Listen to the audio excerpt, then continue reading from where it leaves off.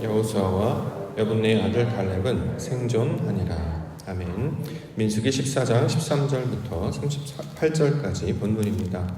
여호수아와 갈렙만이 생존하다. 여호수아와 갈렙만이 생존하다라는 말씀의 제목입니다. 여호수아와 갈렙만이 살았다, 이렇게 지금 말씀하고 있습니다. 38절에 나와 있습니다.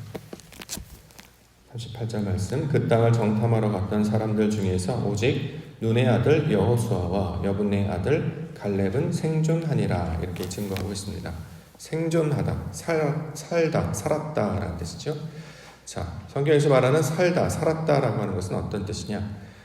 하나님의 말씀 안에서 생명이 된 자를 가리키는 말입니다. 이것을 이제 우리 식으로 표현하면 우리가 지금 호흡을 하고 있죠. 우리가 호흡하는 것을 가지고 살았다 죽었다를 판단합니다. 근데 성경에서 말하는 살았다 죽었다의 판단의 기준은 내가 지금 하고 있는 내 호흡이 아니고 하나님의 호흡으로 살 때 이것을 생존하다, 살았다의 의미로 이야기합니다.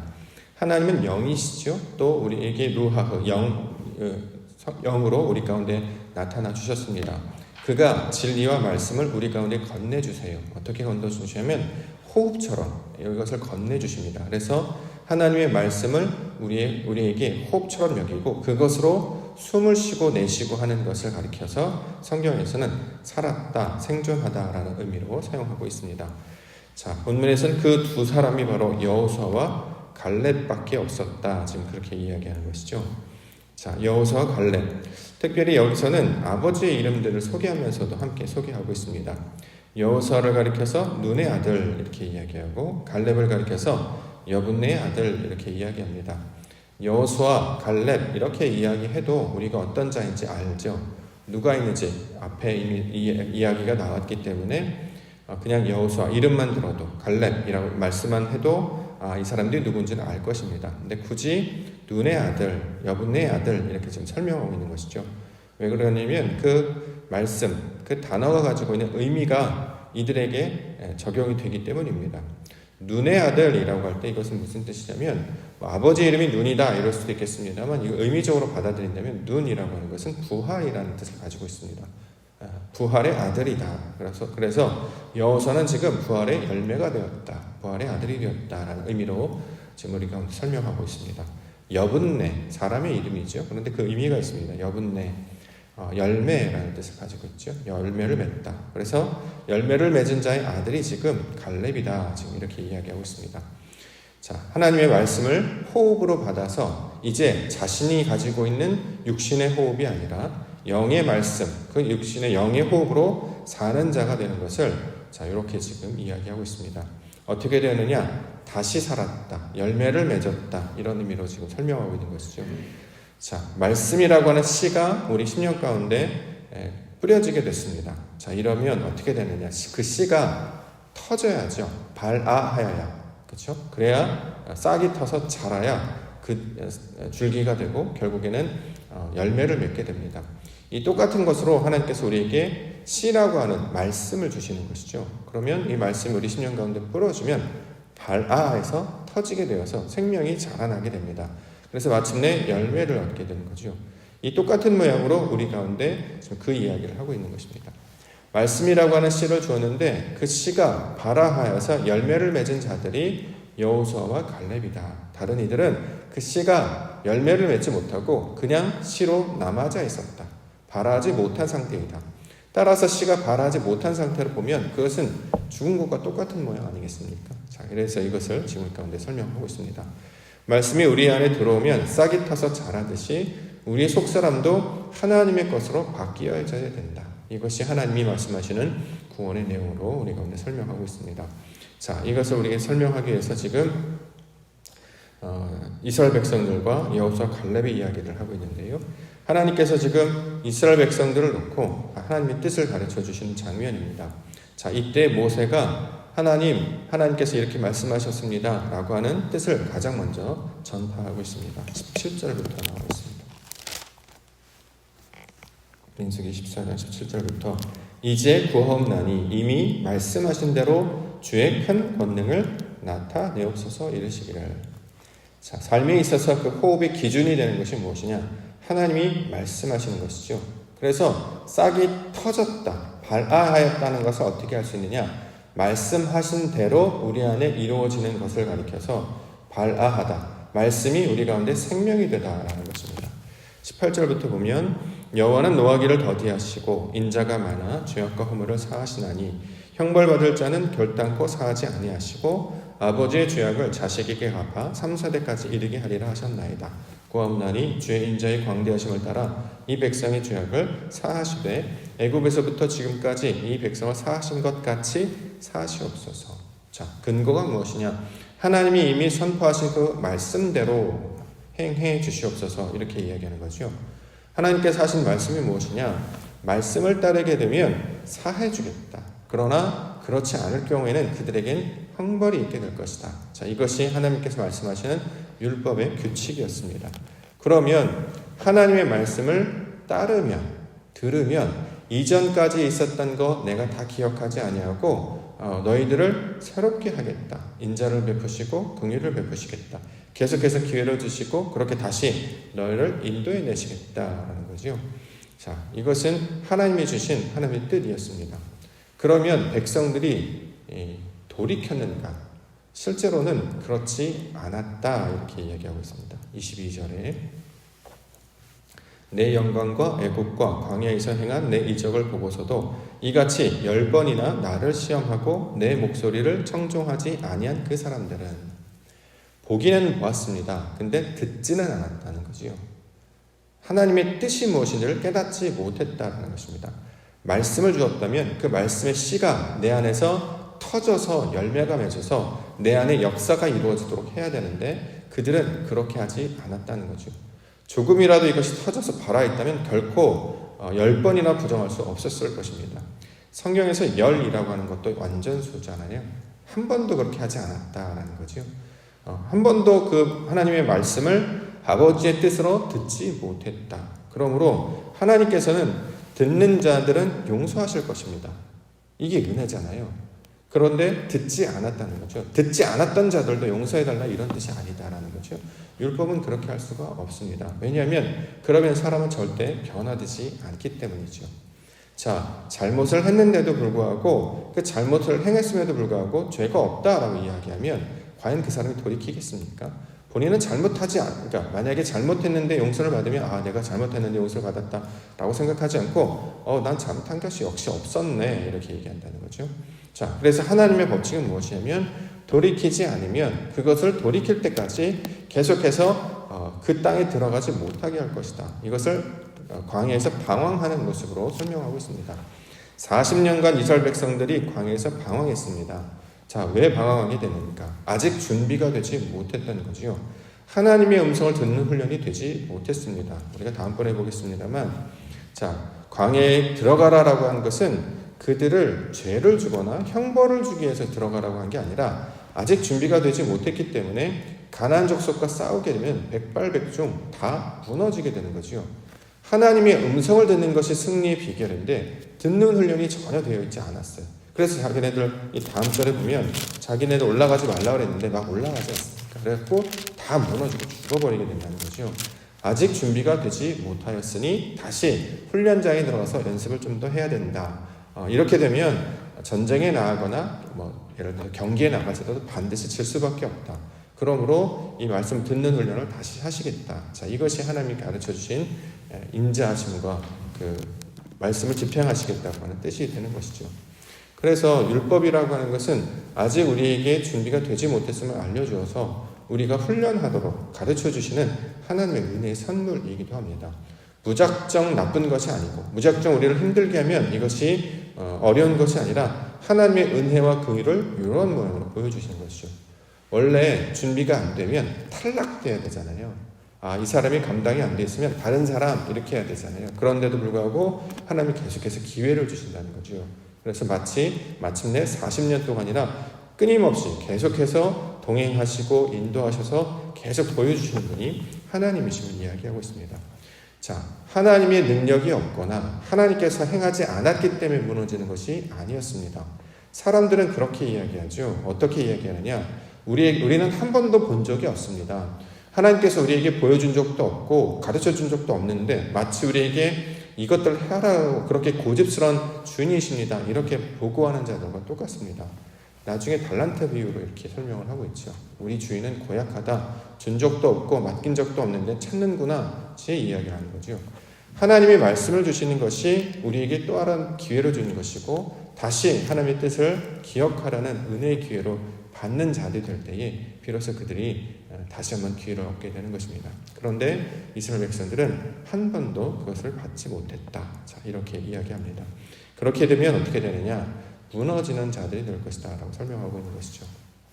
그러면 하나님이 원하시는 뜻이 무엇이냐? 마음이 변화되는 것. 말씀을 들었다면 그 말씀을 간직하는 것으로 끝나는 것이 아니라 그 말씀이 내 안에 역사하여서 내 마음이 하나님의 마음으로 바뀌는 것, 마음이 변화되는 것. 자, 이것을 가리키고 있는 말씀입니다. 24절 나와 있습니다. 24절에 그러나 내 종 갈렙은 그 마음이 그들과 달라서 나를 온전히 따랐은즉 그가 갔던 땅으로 내가 그를 인도하여 드리니 그의 자손이 그 땅을 차지하리라. 자, 다른 사람들과 다르다라는 거죠. 자, 갈렙 소개하고 있습니다. 우리가 함께 살펴봤던 것처럼 갈렙이라고 하는 단어는 문자적으로 보면 개라는 뜻, 사전적으로 보면 개라는 뜻을 가지고 있습니다. 그러나 이것을 진리로 풀게 되면 갈렙, 그 이름 안에 마음이 들어가 있어요. 그러니까 하나님의 마음과 같이 됐다 이런 뜻이죠. 하나님의 마음과 같이 세워진 자를 가리켜서 갈렙이라고 이렇게 이야기합니다. 갈렙을 지금 왜 우리에게 제시하여 보여주시느냐? 그가 하나님의 마음을 품어서 그 마음을 따라 나아간 자로 소개하고 있기 때문입니다. 내가 판단하고 내가 원하는 뜻을 집행하는 것이 아니라 하나님이 보여주시고 가르쳐주시는 그 뜻, 하나님께서 우리를 하나님의 사람으로 변화시켜 주시겠다라고 하는 그 핵심적인 진리를 쫓아 나아갈 때, 하나님께서 나를 그렇게 인도해 주시겠다라는 걸 붙들고 나아갈 때 이것이 바로 하나님의 마음이 된다라는 거죠.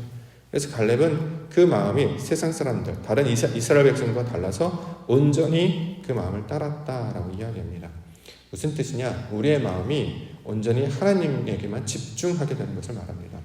두 마음을 품은 자가 되서는 안 되겠다는 거지요. 신앙생활하는 그 목적이 무엇입니까? 하나님이 태초에 천지를 창조하신 것처럼 우리를 새롭게 하시는 것이 하나님의 뜻입니다. 그게 우리의 신앙의 목적이 되어야 된다는 거죠.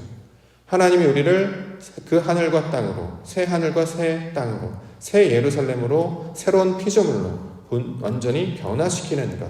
그래서 하나님이 거할 처소를 만드시는 일이 유일한 신앙의 목적이 되는 것입니다. 우리가 변화되는 것이 목적이다라는 거죠. 그래서 이것을 연습시키시기 위해서 때로는 어두운 골짜기 들어보내기도 하고 광야로 들여보내시기도 하고 강을 건너시기도 하고 이런 많은 경험들을 하게 하십니다. 이 모든 과정은 다 무엇이냐? 우리의 마음을 조성시키시려는, 다시 말해 우리의 마음이 하나님의 말씀으로 집중하게 하시려는 하나님의 뜻이 담겨져 있는 것이죠. 자, 갈렙은 바로 그 마음을 품었습니다. 비록 우리 눈에는 낯섭니다. 처음 보는 것입니다. 그런데 몇 가지 단서를 보니까 이것은 하나님이 하시는 일이 맞고 우리에게 보여주시는 그 증거처럼 마치 바란 광야에서 에스골 골짜기에 들어가 그 송이 열매들을 보여주심으로 우리도 그런 열매를 맺게 해주시는 것이겠구나 라고 하여서 그것은 바로 하나님의 약속이 있는 땅이네 라고 말씀을 가지고 그 뜻 가운데 나아가 자기의 몸을 드리는 것처럼 갈렙은 마음이 변하게 하여서 하나님의 그 뜻을 쫓아 나아가고 있습니다. 우리가 신앙생활을 할 때에 반드시 우리가 향해 있어야 되는 그 초점이 무엇이냐면 창세기 1장 1절이죠. 그게 진리의 핵심이다 말씀 주셨습니다. 우리에게 들려지는 모든 말씀이 우리를 조성하려고 하는 하나님의 뜻이 담겨져 있음을 보고 그 전제하에 말씀들을 듣고 우리가 따라야 된다는 거죠. 그러면 하나님의 뜻을 통해 그 하나님의 마침내 주시는 영광을 보게 될 것이다. 이렇게 말씀하고 있습니다. 여러 가지 눈에 보이는 것들이 있습니다. 우리 눈의 판단에 옳은 것들 또는 그런 것들이 있습니다. 그런데 신앙은 그런 내가 판단하는 자리에서 벗어나서 온전히 말씀 안에 거하여서 그분의 음성을 따라가는 것을 말하고 있습니다. 우리가 신앙을 가졌다 하면서 말씀을 받는다 하면서 예배를 드린다 하면서 그 가운데 나의 판단을 가지고 이것과 저것과 구별하기 시작하면 그것을 가지고 판단하기 시작하면 아직도 진리 가운데 들어가지 못하게 되는 상태가 되는 거죠. 우리에게 보여주는 모든 상태를 하나님의 뜻으로 받고 순종하며 나아갈 때에 마침내 하나님께서 계획하신 그 영광의 모습들을 보여주실 것입니다. 그것이 무엇이냐? 땅이 변화되는 이야기를 우리 가운데 들려주시는 거죠. 민수기 14장 30절 다시 한번 보겠습니다. 30절 여분네 아들 갈렙과 눈의 아들 여호수아 외에는 내가 맹세하여 너희에게 살게 하리라. 한 땅에 결코 들어가지 못하리라. 자, 땅에 들어간다라는 표현이 왔는데요. 땅에 들어간다라고 하는 건 이제 모양으로 보면 가나안 땅에 들어가는 것으로 이제 설명하고 있는데요. 근데 이것을 의미적으로 해석하면 땅에 들어간다라고 하는 것은 하나님께서 이루실 그 땅을 가리키고 있는 말이죠. 여기서 이제 들어가다 이렇게만 이제 표현이 되어 있기 때문에 우리가 뭔가 이렇게 입장하는 것 같은 느낌으로 이제 설명이 되어 있는데요. 이것을 뜻을 풀어보면 어떤 뜻이냐면 교통하다라는 뜻입니다. 하나님과 내가 주고 받는 자가 되었다. 들어갔다 나갔다 하는 자가 되는 것. 자, 이것이 들어가다가 가지고 있는 단어의 뜻입니다. 이것을 우리 성경에서는 천사가 사다리에 오르락 내리락 한다고 하죠. 자, 그런 모양이 되게 하시는 것이 하나님의 뜻입니다. 우리가 원래 황무지였잖아요. 마른 땅이었습니다. 전혀 어떤 생명이 자랄 수 없는 땅이었어요. 그런데 우리에게 물을 부어주시고 씨를 부어주셔서 말씀을 듣게 해주셔서 그 땅을 기경하시고 말씀을 듣게 해주시죠. 그래서 마침내 그 땅이 어떻게 해요? 열매가 자라기 시작합니다. 그래서 30배, 60배, 100배. 그래서 이것을 좋은 땅, 옥토 이렇게 얘기하죠. 옥토라고 말하는 것은 하나님의 말씀이 주인 되시고 그 말씀을 듣는 것을 살게 하시고 그 말씀으로 말미암아 내 생각과 경험이 아니라 주께서 계획하실 그 계획 안에 살아가는 그 땅을 말하고 있는 것입니다. 그러면 거기서 가리키고 있는 그 땅은 우리가 눈에 보이는 그 땅을 말하는 것이 아니라 우리 마음을 가리키는 말이잖아요. 하나님께서 우리 마음을 그렇게 기경하시겠다는 거죠. 말씀을 부어주시고 비를 부어주시고 이게 다 영, 말씀, 호흡 다 같은 이야기 하고 있는 건 아니겠습니까? 그래서 우리 마음을 하나님의 마음의 밭으로 세워주시면 하나님의 음성이 들려지고 내가 말하는 것이 하나님께 들려지고 그래서 주거니 받거니 하는 교통하는 자 이것을 가리켜서 아들이라고 말하는데 그 구원의 백성이 되게 하시는 것이 바로 하나님의 뜻입니다. 내가 하는 뜻이 아버지의 뜻이 되는 것이죠. 그렇죠? 이전에는 내 판단만 있었는데 이제는 나는 아버지의 뜻만 말합니다. 왜냐하면 아들이었기 때문이죠. 이것이 하나님이 이루시는 그 하늘의 뜻이 땅에 이루어진다는 그 땅으로 들어가게 할 것이다. 내가 하나님이 임하시는 성전이 되어서 하나님과 이야기를 나누고 그가 원하시는 뜻을 나누고 그래서 하나님의 구원받은 백성으로 살게 할 것이다. 자, 이것이 바로 하나님의 약속입니다. 그러한 땅이 되는 것을 가리켜서 성경은 살았다라고 이야기를 하고요. 아직 그러한 땅이 되지 못하는 것을 본문에는 방황하다 또는 죽음이라는 말로 표현을 하고 있습니다. 그러므로 우리의 신앙의 목적이 하나님과 교통하는 자 그렇죠? 그래서 맨 마지막 축도할 때도 성령의 이름으로 교통하는 자 이렇게 얘기하잖아요. 교통하는 것이 궁극적인 목적이죠. 우리는 육신이었는데 영으로 불러주십니다. 그래서 말씀의 사람이 되는 거죠. 지성소에서 하나님을 만나게 돼서 하나님과 함께 동행하여서 완전한 자가 되게 하시는 것이 하나님이 이루실 창조의 모양이 된다는 거죠. 이게 우리의 궁극적인 목적이 되어야 될 것입니다. 하나님과 내가 분리된 상태로 하나님은 거기 계시고 나에게 복만 주세요. 난 내가 알아서 할게요. 이게 아니고 내 모든 것이 다 사라지는 첫사람의 모습이 다 사라지고 하나님 안에서 둘째 사람, 그 예수 그리스도, 그 진리의 사람으로 변화되어서 살아가는 것을 신앙의 목적으로 이야기하고 있습니다. 그러므로 이러한 자들만이 살게 될 것이다. 그것을 여호수아, 하나님께서 구원하신다. 갈렙, 하나님의 마음과 똑같이 된 자라는 모양을 통해서 우리 가운데 설명해 주고 있는 것입니다. 호세아서 10장 12절 너희가 자기를 위하여 공의를 심고 인애를 거두라. 너희 묵은 땅을 기경하라. 지금이 곧 여호와를 찾을 때니 마침내 여호와께서 오사 공의를 비처럼 너희에게 내리시리라. 우리 마음밭을 온전히 기경하셔서 새 땅이 되게 하심으로 하나님이 임하실 처소가 되는 것. 그래서 우리 마음 가운데 좌정하시죠. 그래서 우리 하나님의 말씀과 말씀이 좌정한 자들, 하나님의 말씀으로 사는 자들을 가리켜서 성경에서는 엘로힘이라고 부른다. 하나님이라고 부른다. 하나님과 똑같은 성분을 가졌기 때문에 하나님의 자녀, 아들이라고 한다. 그 수준으로 우리를 인도해 내신다. 그러므로 육신의 생각들을 내려버리고 하나님이 하실 그 기대할 것을 그 소망을 붙들고 살아가라. 그들을 가리켜서 하늘에 속한 자 이렇게 이야기한다라는 것입니다. 오늘도 하루가 이제 펼쳐질 텐데요. 그 연습을 오늘도 하게 될 것입니다. 주와 동행하면서 살아가시기를 원합니다. 어떻게 해야 되느냐? 말씀을 통해서 그 말씀으로 나에게 역사하여서 내가 첫 번째 내 육신으로 떠오르는 그 첫 번째 생각을 쫓아가는 것이 아니라 그 다음에 떠오르는 하나님께서 그 저 10년 깊은 곳 가운데 말씀하시는 아버지께서 기뻐하시는 뜻이 무엇일까? 아버지 원하시는 뜻은 무엇일까? 그것을 쫓아 나아갈 때 이것이 하나님의 백성들의 삶의 모습이 되는 것이죠. 오늘도 첫 시간을 주님 앞에 드려주며 나아가는데요. 오늘도 하나님의 말씀을 음성으로 듣고 그가 원하시는 뜻 가운데 내 마음을 내어 맡기며 그가 원하시는 길로 나아가시는 생명의 백성들 되시기를 주님의 이름으로 알려주옵소서.